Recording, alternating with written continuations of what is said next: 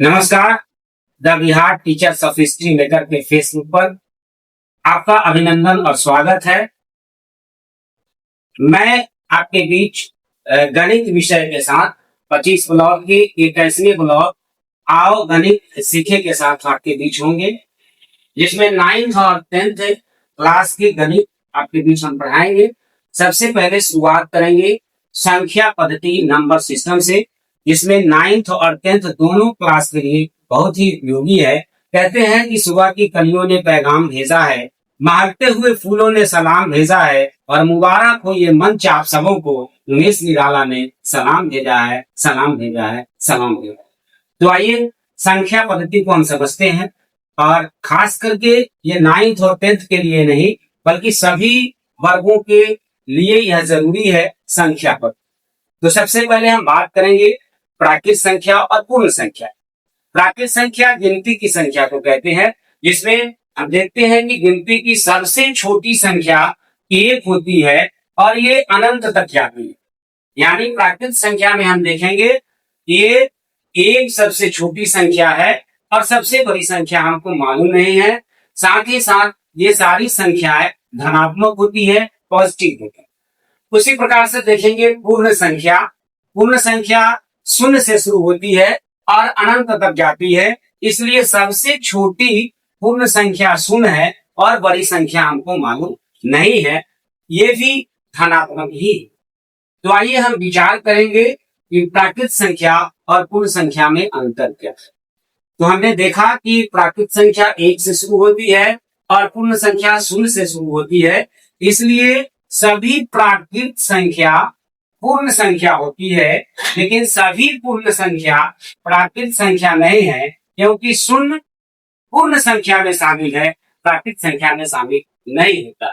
तो इस तरह से प्राकृत संख्या और पूर्ण संख्या में जो बातें हमारे सामने आई है कि सबसे छोटी प्राकृत संख्या एक है, बड़ी प्राकृत संख्या हमको मालूम नहीं है, सबसे छोटी पूर्ण संख्या शून्य है और बड़ी संख्या हमको मालूम नहीं है, क्योंकि ये अनंत तक जाती है।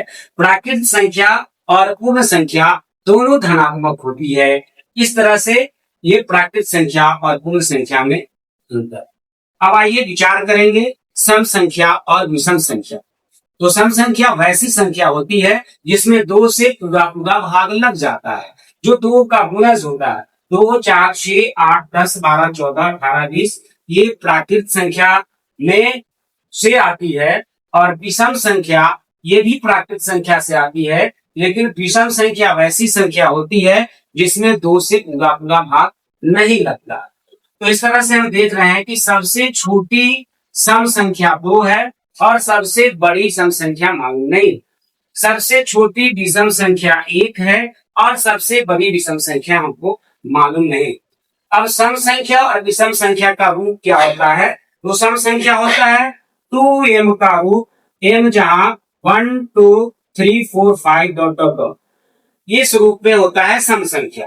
कैसे? 2 गुना 1 तो 2 गुना 2 तो 4, 2 गुना 3 तो 6, यानी ये 2m के फॉर्म में सम संख्या होती है, और विषम संख्या होती है 2m माइनस 1, जहां m 1 2 3 4 डॉट डॉट। अब 2 गुना 1 माइनस 1 बराबर 1, 2 गुना 2 माइनस 1 बराबर 3, 2 गुना 3 माइनस 1 बराबर 5। तो इस तरह से हम देख रहे हैं ये सम संख्या 2m के रूप में होती है और विषम संख्या 2m माइनस 1 के रूप में। अब हम चलेंगे भाज्य संख्या और अभाज्य संख्या। जैसा कि हम जानते हैं कि भाज्य संख्या उसी को रूट संख्या कहा जाता है, अभाज्य संख्या को रूट संख्या कहते हैं और भाज्य संख्या को यौगिक संख्या कहते हैं।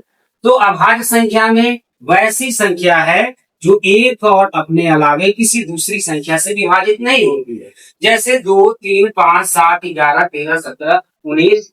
और सबसे छोटी अभाज्य संख्या 2 होती है और सबसे बड़ी अभाज्य संख्या हमको मालूम नहीं। ठीक इसी प्रकार से भाज्य संख्या अथवा यौगिक संख्या, इसमें जो एक और अपने अलावे किसी दूसरी संख्या से भी विभाजित हो जाती है, वे संख्या भाज्य अथवा यौगिक कहलाती है। इसमें सबसे छोटी भाज्य संख्या 4 है और बड़ी संख्या हमको मालूम नहीं। अब हम देखेंगे कि दोनों में कैसे समझ पाएंगे कि भाज्य संख्या है और अभाज्य संख्या है सरल रूप से। तो ऐसी संख्या जिसका 2 गुणनखंड होगा वो अभाज्य अथवा रूट संख्या होगी, और वैसी संख्या जिसका 2 से अधिक गुणनखंड होगा वो अभाज्य अथवा यौगिक संख्या होगी। हम जैसे देखते हैं 2, इसका 2 गुणनखंड है 1 और 2। 3, इसका 2 गुणनखंड है 1 और 3। 11, इसका 2 गुणनखंड है 1 और 11, यानी ये 2 गुणनखंड वाली संख्या है। तो निश्चित रूप से ये अभाज्य संख्या होगी, और जिसका 2 से अधिक गुणनखंड होगा वो भाज्य संख्या होगी। 4, तो 4 का गुणनखंड 1 2 4 है। 12 लेते हैं, इसका गुणनखंड 1 2 3 4 6 12, यानी जो भी हमारा भाज्य संख्या है उसका गुणनखंड 2 से अधिक होता है। तो 2 गुणनखंड वाली रूट संख्या कहलाएंगी और 2 से अधिक गुणनखंड वाली यौगिक या भाज्य संख्या कहलाएंगी। अब हम चलते हैं असहभाज्य संख्या। जब 2 संख्याओं का महत्तम समावर्तक 1 मिलता है वे संख्याएं असहभाज्य कहलाती है। जैसे 9 और 16 का महत्तम समावर्तक 1, 15 और 4 का महत्तम समावर्तक 1। अब हम चलते हैं धनात्मक और ऋणात्मक संख्या क्या होती है। तो धनात्मक संख्या शून्य के दाईं ओर की जो भी संख्याएं हैं वो धनात्मक संख्या होती है। शून्य के बाईं ओर जो संख्या है वो ऋणात्मक संख्या होती है। अब सवाल ये आता है कि शून्य क्या है। शून्य ना तो धनात्मक संख्या है और ना ही ऋणात्मक संख्या है, ये धनात्मक और ऋणात्मक के बीच की सीमा रेखा है। इसी के बाद से निर्धारित होते हैं इसके दाहिनी की तरफ धनात्मक है और इसकी बाईं की तरफ की संख्या ऋणात्मक है। तो इस तरह से शून्य ना तो धनात्मक है और न ही ऋणात्मक। आइए अगली कड़ी में हम बढ़ते हैं, परिमेय और अपरिमेय संख्या को समझते हैं। ये क्लास 10 में भी पढ़ना है और इससे मैट्रिक की परीक्षा में सवाल पूछे जाते हैं। तो हम समझेंगे परिमेय संख्या और अपरिमेय संख्या। परिमेय संख्या वैसी संख्याएं होती है जिन्हें P बटा Q के रूप में लिखा जाता है और P Q पूर्णांक है और Q बराबर नहीं है 0, यानी अंश और हर में हर शून्य नहीं होना चाहिए।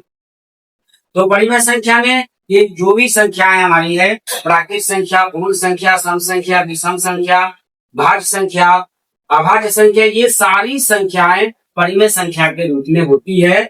और बटा के रूप में हो 7/2 और पॉजिटिव हो या निगेटिव हो, ये सारी संख्याएं परिमेय संख्या है। अब है अपरिमेय संख्या, तो वैसी संख्याएं जिन्हें P बटा Q के रूप में नहीं लिखा जा सकता है, जहां P और Q पूर्णांक है और Q बराबर नहीं है 0।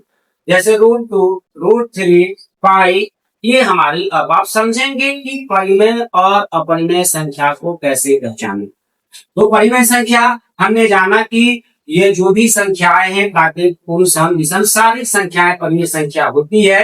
लेकिन जो रूट के अंदर हो और जिसका वर्गमूल निकालना संभव नहीं है वो संख्याएं अपरिमेय होंगी। लेकिन यदि उसका वर्गमूल निकल जाता है तो ये परिमेय। तो पहली पहचान है अपरिमेय संख्या की, रूट के अंदर में होगा और इसे रूट से बाहर निकालना संभव नहीं। दूसरा है पाई हमारा परिमेय संख्याएं नहीं है बल्कि ये अपरिमेय संख्या है, और पाई में कुछ जोड़ दे, पाई में कुछ घटा दे, पाई में कुछ से गुना कर दे या भाग दे दे, ये सारी संख्याएं अपरिमेय की रूप में होंगी। लेकिन जब सेम संख्या होंगी 2/2 पाई, तो ऐसी परिस्थिति में ये परिमेय। अब दूसरा है कि एक निश्चित क्रम में यह लिखी गई संख्याएं हैं 1.10 100 100 ये संख्याएं अपरिमेय होती है। तो परिमेय और अपरिमेय में हमने जाना कि अपरिमेय संख्या 3 तरह से इसकी पहचान करेंगे। जो रूट के अंदर हो, बाहर रूट से नहीं निकल सकता है, पाई के रूप में हो, और ये जो संख्या दिया गया है 1.10, इस तरह की जो संख्याएं मिलेंगी ये सारी अपरिमेय संख्या होंगी।